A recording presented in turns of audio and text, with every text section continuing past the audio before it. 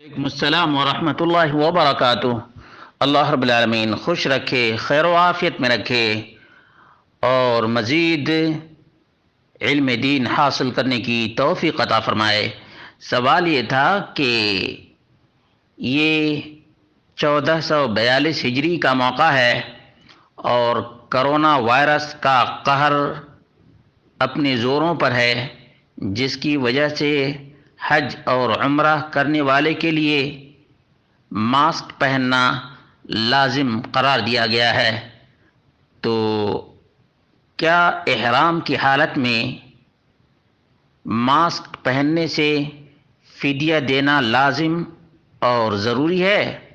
اس کا جواب مفتی المملکہ العربیہ السعودیہ آل الشیخ نے یہ دیا ہے کہ کوئی فدیہ نہیں ہے، کوئی فدیہ نہیں ہے۔ اور کافی عرصہ پہلے شیخ ابن باز رحمہ اللہ اور شیخ ابن عثیمین ضرورت کے تحت اس کو جائز قرار دے چکے ہیں۔ چنانچہ مجموع فتاوی ابن عثیمین جلد نمبر 22 اور صفحہ نمبر 130 اور 131 پر ہے، الکمامۃ للمحرم للحاجۃ لا باس بها۔ یہ بہت عرصہ، یعنی تقریباً اس کو کچھ نہیں تو 25-25 سال ہو گئے ہوں گے، اتنا پہلے کا یہ فتویٰ ہے، یہ یاد رکھیے گا کہ احرام پہننے والے یا احرام کی حالت میں آدمی ضرورت کے تحت ماسک پہن سکتا ہے، اس میں کوئی حرج کی بات نہیں ہے۔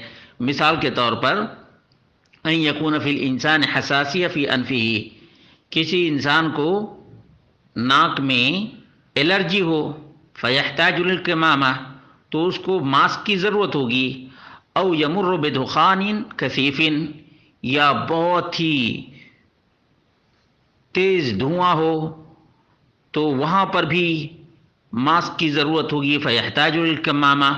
او یمر برائحۃ فیحتاج للکمامہ فلا باس، یا بہت ہی بدبو کی جگہ سے گزرے تو بھی ماسک کی ضرورت ہوگی، تو کوئی حرج کی بات نہیں ہے۔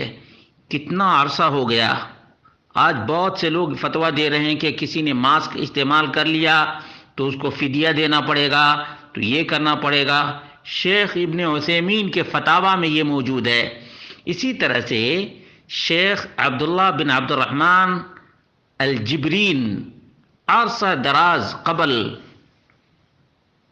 فتاویٰ فی الحج کرتے ہیں، ان سے سوال کیا گیا ما حکم لبس الکمامات للمحرم، محرم کے لیے ماسک پہننے کا کیا حکم ہے؟